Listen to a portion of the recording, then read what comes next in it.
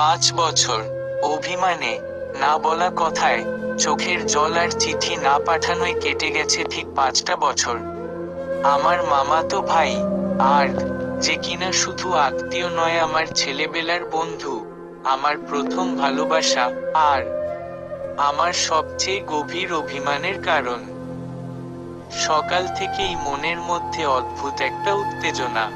ঘুম থেকে উঠেই মনে হলো আজ কিছু একটা হবে। মা এসে জানালো আর দেশে আসতেছে, বিকেলে এসে পৌঁছাবে। আমার হৃদয়ে যেন বাজলো এক সুর, অচেনা, কষ্টের, তবুও কেমন চেনা। আমি বুঝলাম না আমি খুশি না ব্যথিত। তবে একটা বিষয় পরিষ্কার, আমি প্রস্তুত না। প্রস্তুত না ওকে সামনে দেখতে, না প্রস্তুত অভিমানটা লুকাতে। বিকেলটা বৃষ্টি নিয়ে এসেছিল, হালকা বাতাস, ছায়া রোদ আর হঠাৎ ভেজা মাটির গন্ধ। গেটের সামনে দাঁড়িয়ে আছি সবাই, আব্বু, আম্মু, খালামণি, ছোট ভাই, আর আমি। তখনই সামনে থামলো একটা গাড়ি, কালো রঙের হাইফাই গাড়ি, ভেতরে টিন্টেড গ্লাস। কোনো রকম হর্ন ছাড়াই থেমে গেল সামনে। গাড়ির দরজা খুলে নামলো, আর আমার বুকের ভেতর কাঁপুনি শুরু হলো। 5 বছর আগের সেই দিনের মতোই লাগলো, যেদিন ও আমাদের বাড়ি ছেড়ে চলে গিয়েছিল, কোনো বিদায় ছাড়া, কেবল একখানা বই রেখে। আজ সে ফিরে এসেছে, কিন্তু আমি কি প্রস্তুত? তার পাশে আরেকজন, একজন মেয়ে, চোখে সানগ্লাস, আধুনিক জামা কাপড়, গলায় পাতলা চেনো। কে সে? আর একবার চোখ তুলে আমার দিকে তাকালো। আমিও তাকিয়ে রইলাম। দুই জোড়া চোখের মাঝে 5 বছরের গল্প। কথা নেই, ভাষা নেই, শুধু চুপচাপ ভালোবাসা আর অভিমান। কখনো বুঝেছিল কি সে আমি তাকে ভালোবাসতাম? তার প্রতিটি চিঠি পড়তাম, যত্ন করে রেখে দিতাম, আর রাতের বেলা ছাদে উঠে তার নাম লিখতাম আকাশে। কিন্তু সেসব আজও সে জানে না, হয়তো জানলেও ভুলে গেছে। আর আমি ভুলিনি। আমি প্রতিটা দিন গুনেছি, রাত গুনেছি, ভাবনার ঘরে শুধু তার ছবি এঁকেছি। আর্ট বাড়ির ভিতরে ঢুকছে, তার পেছনে সেই মেয়ে। সবাই হাসি মুখে কথা বলছে, গল্প করছে। আমি জানি না আমার জায়গাটা এখনো আছে কিনা।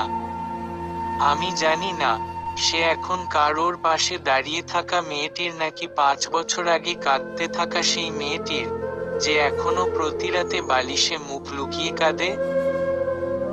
আজ তার ফিরে আসা শুধু শরীরের নয়, এটা মনে ফিরে আসা, অথচ সে কিছুই বলছে না। আমার মনের ভিতর কান্না আটকে আছে।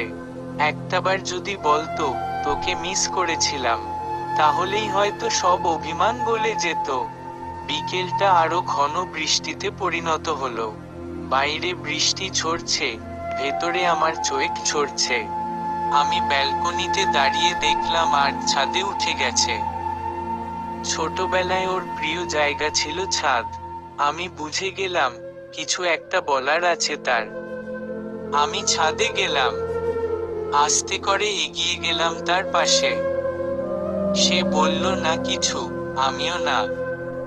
তবে অনেকক্ষণ চুপ করে দাঁড়িয়ে থাকার পর সে হঠাৎ বলল, তুই এখনো আমার পছন্দের বৃষ্টিতে দাঁড়াতে ভয় পাইস? আমি কাঁপে কাঁপে বললাম, ভয় পাই না, তবে ভিজলে তোকে মনে পড়ে, সেটা সহ্য করতে পারি না। আর তাকিয়ে রইল আমার দিকে, চোখে হাজারটা না বলা কথা। তুই জানিস, আমি তোর একটা চিঠি নিয়ে গিয়েছিলাম। আর হঠাৎ বলল। আমি অবাক হয়ে তাকালাম। আমি তো কোনো চিঠি দিইনি। তোর বইয়ের মধ্যে একটা কাগজ ছিল, হয়তো ভুল করে রেখে গেছিস। তাতে লেখা ছিল, তুই যদি চলে যাস, আমার ভেতরটা খালি হয়ে যাবে। আমি তোকে কোনোদিন বলতে পারিনি তুই আমার পৃথিবী। আমার শরীর গরম হয়ে উঠল, ঠোঁট শুকিয়ে গেল। আর ধীরে ধীরে এগিয়ে এসে বলল, তুই ভাবছিস আমি ভুলে গেছি? না, আমি ভুলিনি। আমি চুপ করে দাঁড়িয়ে রইলাম।